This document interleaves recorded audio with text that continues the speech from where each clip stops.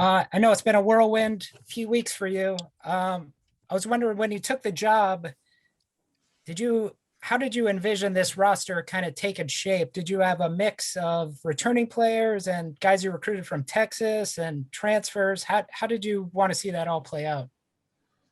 Well, I mean, honestly, when you first get a job, you're taking the job, and this is the case, I would say, for any new coach with incomplete information, in terms of that kind of stuff. And that's just kind of how it works. I mean, you watch tape, you, you do research on guys, you get to know, maybe ask questions of some of the people that around guys that are currently on the team or that are signed with the team. Obviously, when you take a job, you don't know for sure, the new guys that you're going to be able to sign. That's more something you work on once you get the job. But, we knew coming in here, just like most, times when there's a coaching change, that, there was some work to be done in terms of managing our roster, adding pieces that fit with who we're trying to be and what we want to be. We're excited about the progress we've made with that. We're, not done yet. This is a spring that's unlike any other in 2021 with the combination of the extra year that kids have with COVID, extra year of eligibility, with the transfer rule that everyone's kind of assuming is going to pass, the immediate eligibility for a one-time transfer. And then there's some other changes going into effect that I think also, continue to affect the way rosters are shaped and formed and changes that occur. So it's, I think along with, building a culture and building out your coaching staff, probably the most important part for any new coach when you take over a job.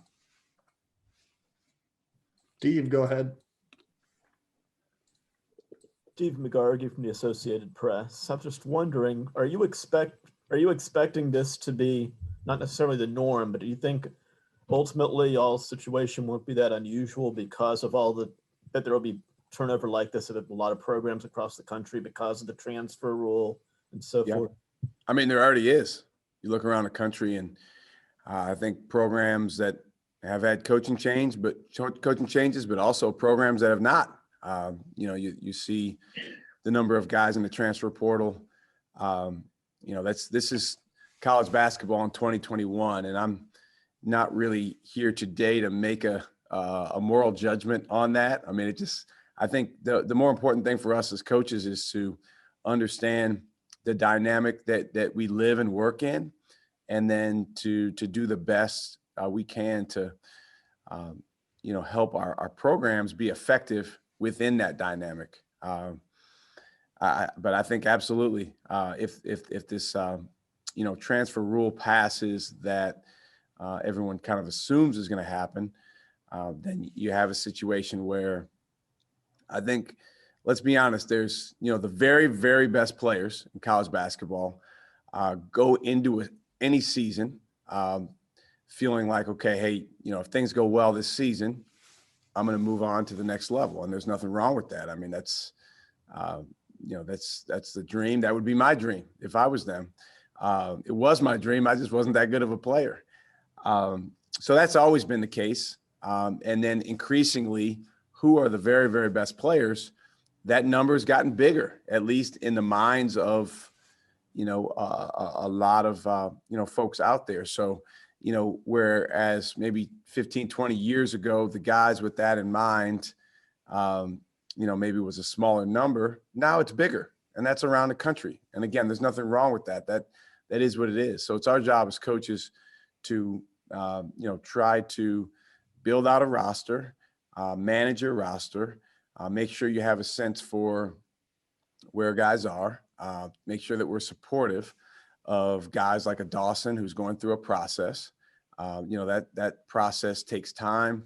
That process has steps. In a year like this year, that process is even a month delayed because the NBA season is a month delayed in terms of when it ends and when the draft is. So some of those things as coaches are outside of our control. I think it would be insane to try to, try to squeeze and control every little thing. I think it's about, just having up-to-date information on where people are, getting to know the guys on your team, getting to know the guys that are interested in your program. And then most importantly, my job is to make sure that we promote and fight for the stuff that goes into success on and off the court. And then the inverse of that is that we stamp out anything that goes into the opposite of success. That's what coaches are hired to do. And again, that's on and off the court. So, we're a couple weeks in to being here and, super excited about the way things have gone so far. We know we have a lot of work to do, but that's why we're here. Mike Drago, go ahead. Shaka, good afternoon. Question about Stevie Mitchell. He was recruited, obviously, by the other staff. He said you reached out to him the first day you were hired. Tell me about that conversation, and did you feel you had to re-recruit him? It was a great conversation. As you know, Mike, if you've been around him, he's a really unique kid, and he's someone that, I've told him a couple times, he's got a great smile and he's not afraid to use it, which is, I guess, rare these days. Guys don't want to smile as much, but Stevie, you guys will see when he gets here, he has a real charisma and happiness about him that I think comes from deep, deep within, and his parents and family deserve a lot of credit for that. We've had great conversations, and, I've really, really enjoyed getting to know him. To be honest, Mike, some of our conversations have been about basketball and some of them have not. Some of them have been about things that, only indirectly, relate to basketball. So I'm super excited about him. He's got kind of a swagger about him, and he's got, I think the best players, have a trait that, is something that the rest of us see and really, really admire. And that is combination of humility and confidence. And, for a young guy who's still in high school, and hasn't even graduated from high school yet, I see that combination in him. And it's pretty neat because, like I said, it's rare. And how does he fit into your program, what you want to bring to Marquette? Well, first and foremost, like I said, we want to promote and make sure that we're fighting for the stuff that goes into winning, and he's about that stuff. So, we, as you guys know, we had a good day yesterday from the standpoint of signing some guys, and Stevie and I were texting back and forth, and at the end of it, he said, Coach, I want to win. I want to win. And that's his bottom line. And that's exciting, because listen, we don't want to overcomplicate this. It comes down to, if we have a bunch of like-minded people that feel the same way and are willing to commit to something larger than themselves, and are willing to take a win anyway mentality, no matter what happens, then we're going to be successful. I mean, you look at the best teams in Marquette history, that's what they had.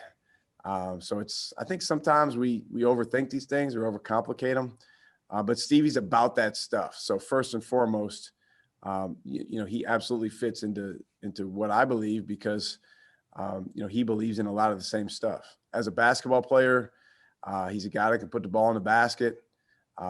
He's a guy that, can play with other playmaking guards on the floor. For us this past year at Texas, our best three players were guards, and, we had some bigs that were really good, and, even are getting a ton of interest at the next level. But when we won games, it was because our three guards made the game go. And those three guys started every game. We really didn't get caught up in who was what position. They all brought the ball up the floor at different times. They all made plays for each other. They all were playmakers at the beginning of the play, and were play finishers at the end of the play when someone kicked it out and it was their time to finish the play. And they led our team in minutes, shot attempts, points, assists, and also the ball being in their hands when it really, really mattered. And so we really enjoy having that type of dynamic. Now it really helps to have some bigger guys that can make plays and, can be guys that you can play through as well. But, Stevie absolutely fits into that. Thank you. Brian D, go ahead. Hey, Coach. Brian G with ESPN Milwaukee and WTMJ. With David in particular, I'm curious what it means to you as you establish your presence here in Milwaukee, that you were able to establish a recruiting presence, not just in the state of Wisconsin, but right down the road in your backyard. With him in particular, what does that mean to make sure that you're actively recruiting at home as well? Well, I mean, honestly, Brian, recruiting locally is very, very important to us. And we want to do a phenomenal job moving forward because let's be honest, there's every year there's guys from this area, from the state that, could come in here and positively impact this program. That being said, David Joplin signed with us at Texas. So, we would have recruited David Joplin or re-recruited him, if he was from Jacksonville, Florida or Sacramento, California.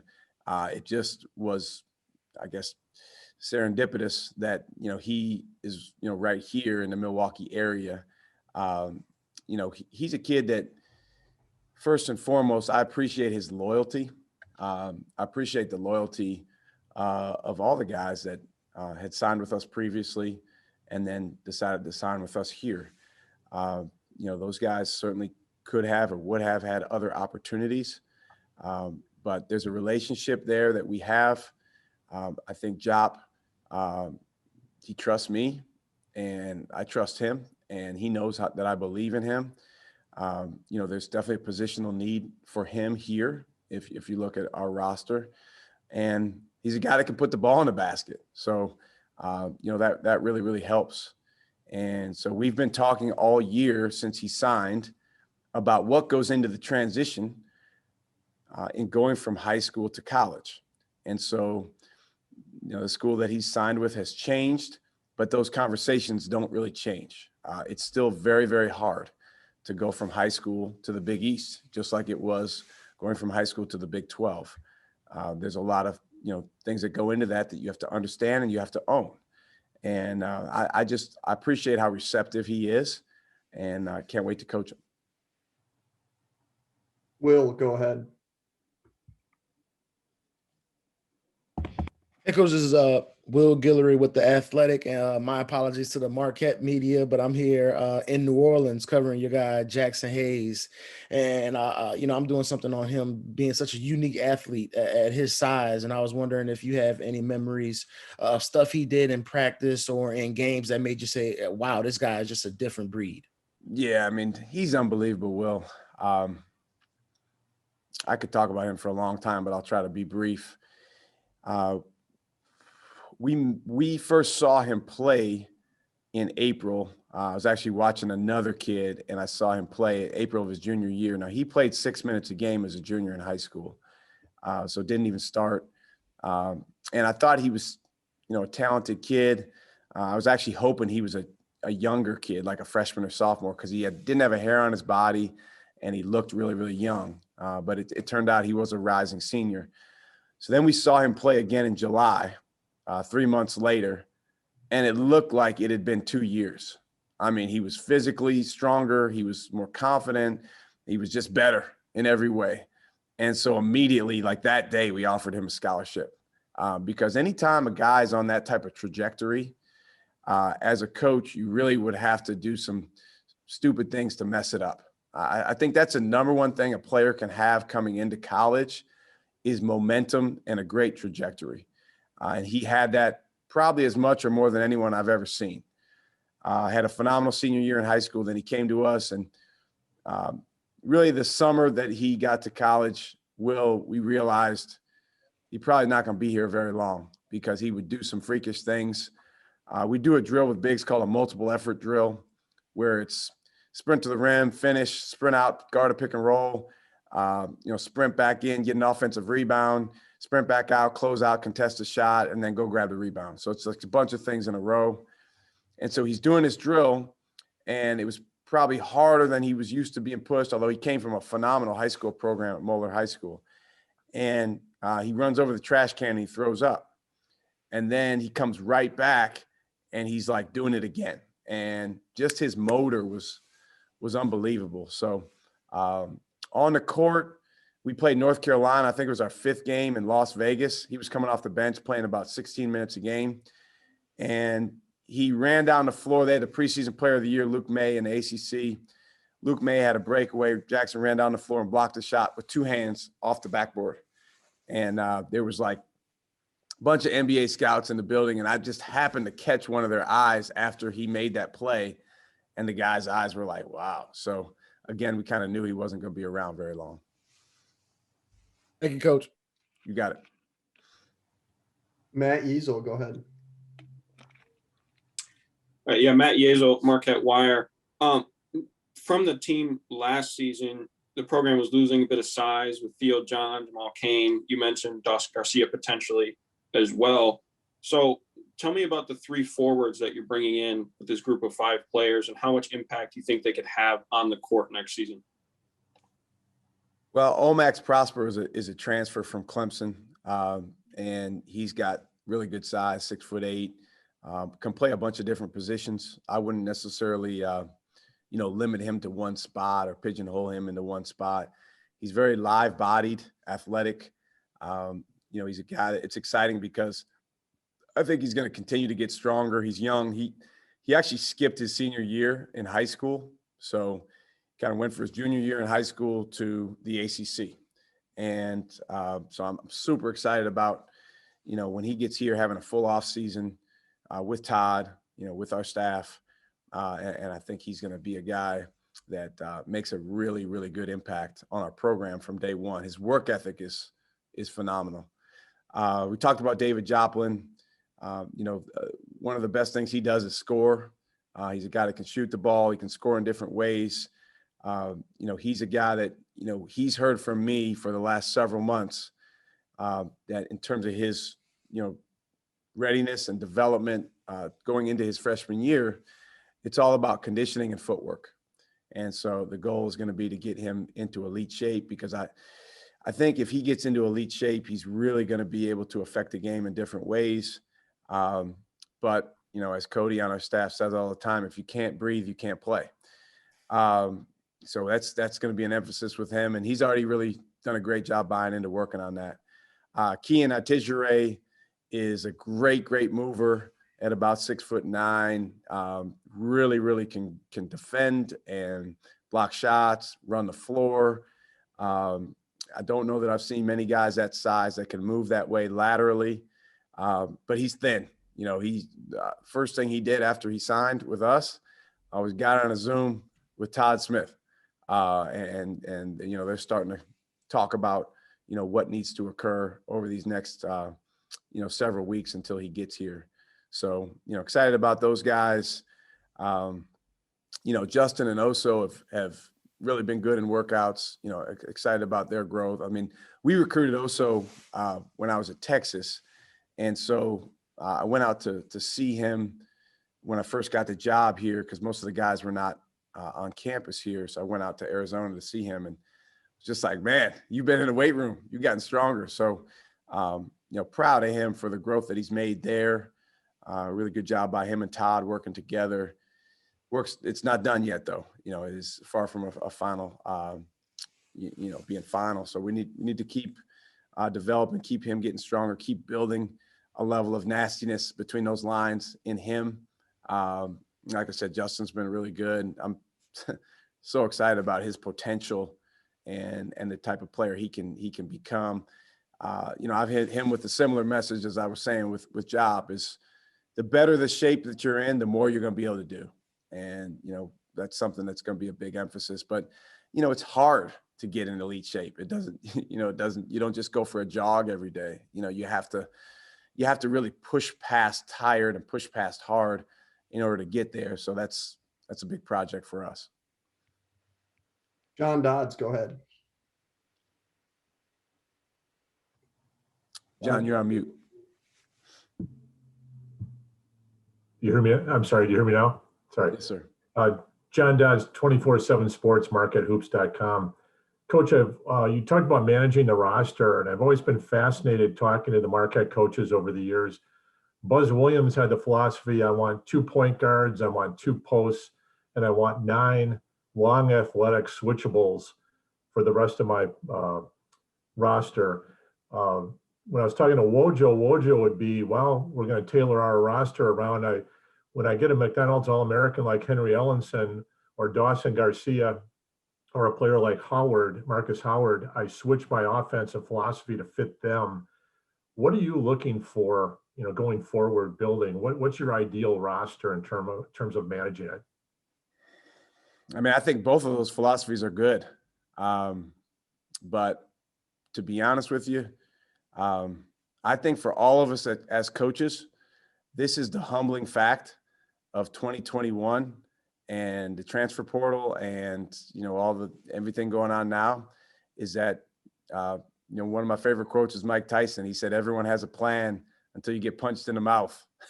So, you can have whatever plan you want. The reality is you don't get the opportunity necessarily to press pause and then, tailor make everything exactly the way you want it to be in that moment. So you have to build towards that. I think Buzz was really onto something with what you just said, which is college basketball has gone more and more away from positions and more towards guys that can do a lot of things on both ends of the floor. A lot of times when people talk about recruiting, they're focused on the offensive end, but my NBA friends say, what happens when you turn them around? So that other end of the floor is just as important. So I think he's exactly right. Versatility is huge. But a lot of coaches have that philosophy. So those guys are hard to get. Those guys can be challenging. And, there's a level of toughness that's required. And there's some great examples of it here, between Jimmy Butler and Wes Matthews, some of the guys that have played here. Obviously those guys maybe that didn't have the size of a quote unquote power forward, but played, at the 4th spot or the second biggest guy on the floor. Those guys were really, really effective in a matchup nightmare here. So I love that position. My best 2 players at VCU were 6'5", 6'6", and they were just a nightmare to deal with for the other team. But again, those guys are not always the easiest to find. Definitely moving forward, that's a very, very important spot for us. It's not even really a position, but that's a very important type of guy. College basketball is a guards game, John. I mean, look at the best teams. Look at the teams that win, whether it's Baylor this past year, the Villanova teams, the 2 years they won a national championship. They had the best guards, bottom line. They had the best guards on both ends of the floor. And so that's really, really important. We like to play out of pick and roll quite a bit. So in order to do that, the better the guards you have in terms of making decisions is incredibly important. So that's a position that, for me, if you can have guys on the floor that understand how to pass, dribble, and shoot the basketball and make decisions, have a level of toughness, that's huge. And you can play with, as many of those guys on the floor as you can get away with. And then, obviously at the big spot, those guys can be differentiators, from one team that has really good guards to another team that has really good guards. If you have a guy that, has size, not necessarily a 5-man, but has size, can step away from the basket and shoot the ball, but also can punish you around the basket from the standpoint of finishing, from the standpoint of rebounding, can command the attention of multiple defenders. So those are all things we look for. In terms of building out a roster, again, if I was starting completely from scratch, we didn't have anyone, I think it's important to have, if at all possible, you want, like Buzz said, you want a couple guys that think like point guards for sure. And then I think you want a couple guys on the other end of the spectrum that don't mind being a 5. It's kind of become a 4-letter word a little bit in basketball to a lot of guys. But, one thing I really like about Oso, so far, one thing I like about Kean, Atijere, those guys don't mind running to the rim. They don't mind pick and roll game. They don't mind going after every offensive rebound. Now, stuff we have to work on for sure. But I think the willingness to do that stuff is huge first. And I tend to agree with Buzz when he said, most of the guys in between that, you kind of figure out the right way to play them. But those guys, you'd like to be somewhat interchangeable on both ends. Thanks. Ben Steele. It might feel like a long time ago now, but if we could go back to that first week on the job for you, and you were flying around, going to Baltimore and Iowa and Minnesota and out to the West Coast. What was your game plan, if you could call it that, to establish relationships with, the returning guys from last season? And I know Oso and Dawson from recruiting them at Texas, but the guys you didn't know as well.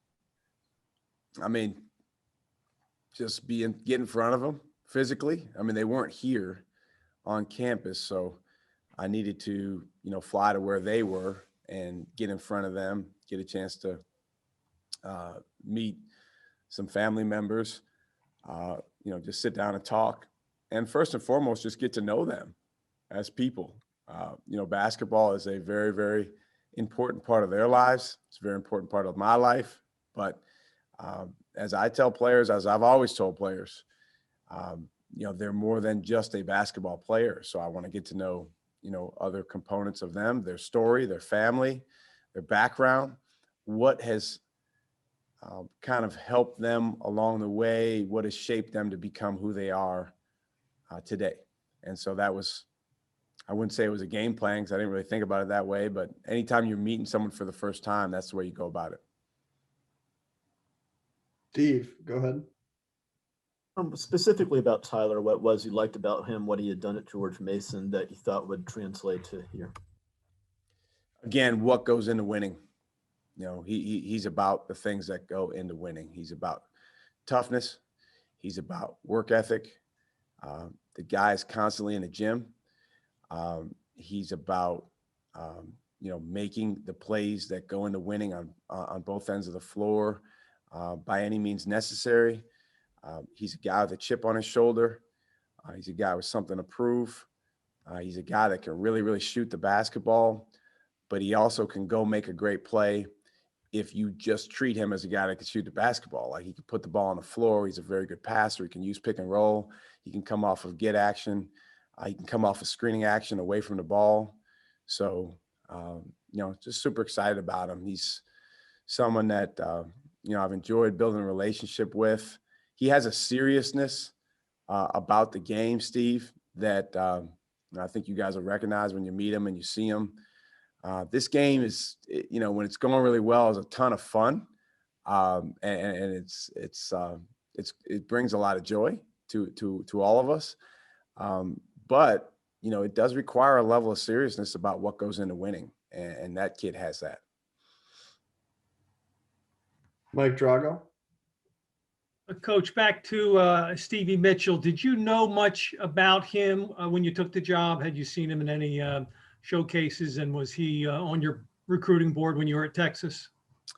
I'd seen him just, in some of the AAU stuff, but, we weren't able to go out recruiting, as you guys know, this past year. So it was just like on the computer. And so, for us, we really quickly wanted to get to know him as a player, get to know him as a person.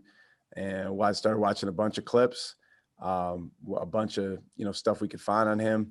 But just as importantly, Mike, one of the things I love to do on anyone, whether it's a player or a staff member, is develop a profile based on, the thoughts and reflections of people that have been around them more than we have.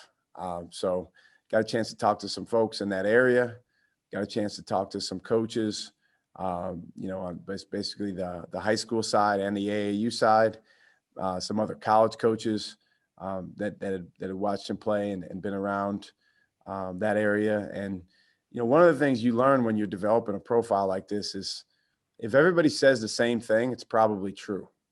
And, there were certain qualities that kept coming up about Stevie Mitchell and some of the things I talked about earlier. So I always enjoyed doing that, going through that process. And We did the same thing with Cam Jones in Memphis. And, fortunately, down there, kind of knew some folks that, had either coached him or been around him. And, with both Stevie and Cam, which you see pretty early on is just a passion for the game and a passion for working. All right, we'll have two more questions for Coach. So we'll go to John Dodds. Yes, Coach. The two players that you just picked up in the transfer portal, Prosser and Kolek, they're both freshmen. Is that what you're looking at in the transfer portal as opposed to a John Howard who's looking for maybe a senior point guard that can supplement his team? Are you looking more long-term with two freshmen? And can you talk about Amarion Ellis? Well, not necessarily looking at a particular class. I think one of the things moving forward to keep in mind with this new transfer dynamic is not all those transfers are the same from the standpoint of their eligibility as it relates to how many years of eligibility they have. It's an interesting year with the COVID exception in that those guys transferring as freshmen literally have 4 more years. Now, I think in this day and age, college basketball, it would be naive to think that anyone's going to play 4 more years.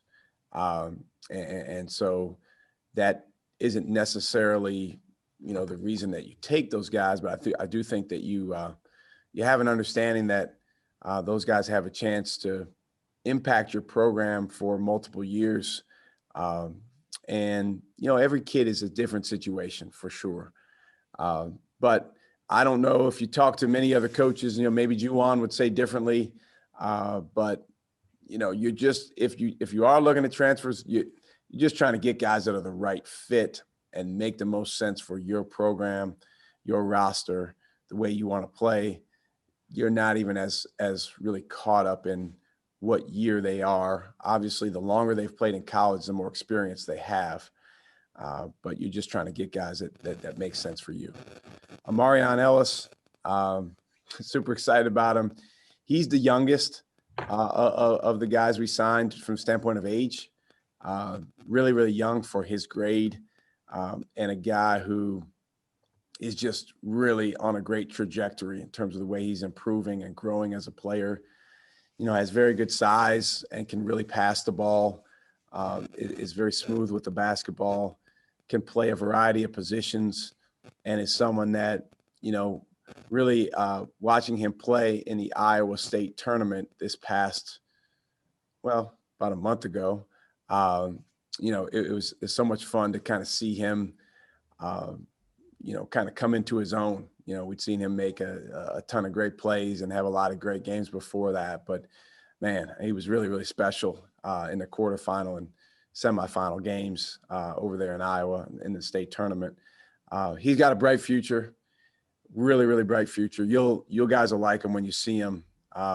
He definitely can impact the game in a lot of ways and has a smoothness to him with the ball. He's one of those guys that he moves differently when he gets the ball than when he doesn't have the ball, in a good way. And I'm excited about him. But he's young, very young, and he's a guy that I think he knows this and he's excited about this. Biggest thing for him is just going to be learning and growing and making sure that, when he comes in here 4 weeks later, he's taken a step in multiple areas. And then 4 weeks after that, he's grown some more. And then if we can continue that type of progression month by month, he's really going to be a guy who turns into a special player. Thanks, Coach. All right, we'll finish out with Ben Steele. You were able to get out on the court a little bit last week. What was the biggest thing you wanted to accomplish, playing with those guys? And at 44, how long do you think you can keep diving on the floor like you do for those loose ball drills? Wow, I'll tell you, I don't know. That's going to be interesting, Ben. We kind of started a standard here. Hopefully we can back it up and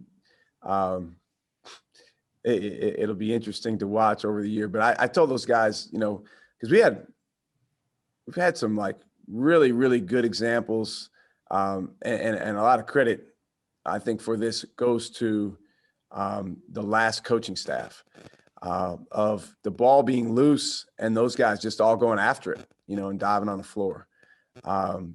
And so I told those guys, you guys dive on the floor, I'll dive on the floor, or one of us on the coaching staff will dive on the floor. So some of those dives were pretty ugly, but it's, you want guys to understand that you care about something and you care about it enough even to do it yourself, even if it's not something that most coaches do. It's funny, when I dove on the floor way back at VCU, my second year there, a lot of coaches like really were like mad at me, like I was making coaches look bad. Some of them couldn't do that or whatever. I'm not trying to do that at all. Every coach has his own strengths, but I'm young enough where I can still do that at least for a little while. The workouts have been good, Ben. The number one thing that we're trying to do is instill some foundational cultural elements, stuff like readiness.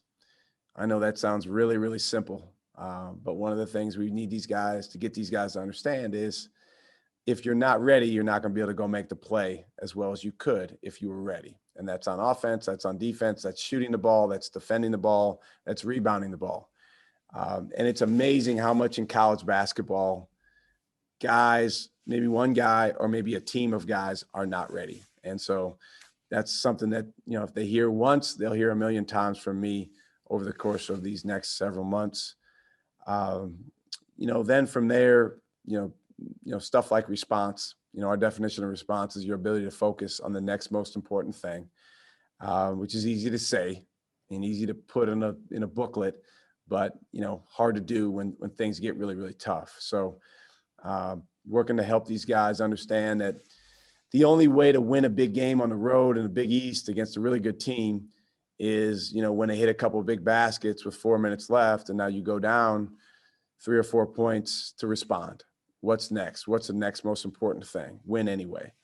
And that takes time. One workout, 2 workouts, a week or 2 worth of workouts does not build that by itself. But, I think these guys, I give these guys credit in that they seem to be receptive and trying to listen and take in the things that we're hitting them with. You mentioned maybe the roster moves weren't done yet. Just doing the math, it seems you're over the 13 limit already. How do you see that kind of shaking out, and how long do you think that process is going to take?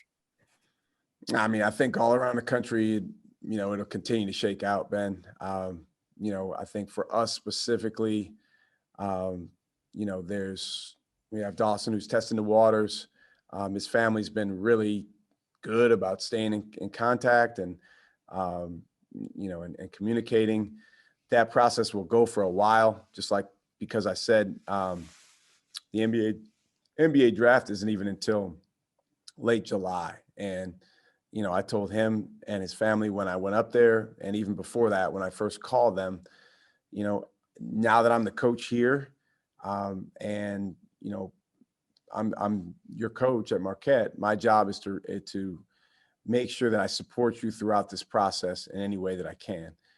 So I will do that, continue to do that.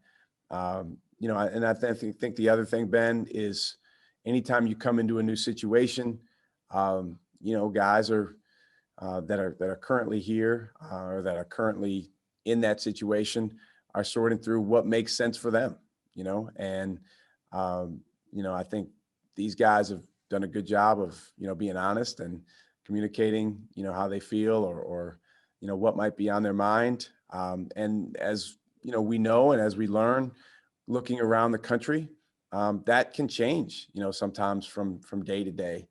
I was all set to go see Symir Torrance. Actually, the same day I was heading to Baltimore to see Justin.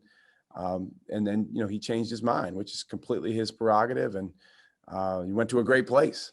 So my job is to make sure that, number one, I continue to promote and fight for everything that goes into winning and goes into success on and off the court. And part of that is stamping out the opposite of that. And then number two, build out a roster that, this proud program, these proud fans, this proud university can feel really, really good about from the standpoint of, creating that success on and off the court. And so it's April 15th. I got the job, I don't know, 3 weeks ago or so.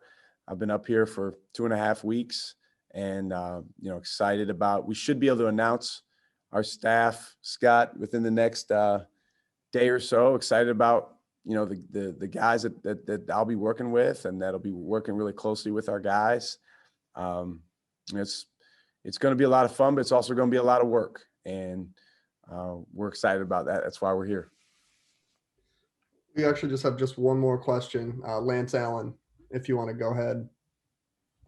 Thanks, EJ. Shaka, Lance Allen from TMJ4. Thanks for doing this and taking the time. What has been your greatest challenge? Trying to figure out this roster or trying to figure out where to live, get a house, learn Milwaukee, all that good fun stuff?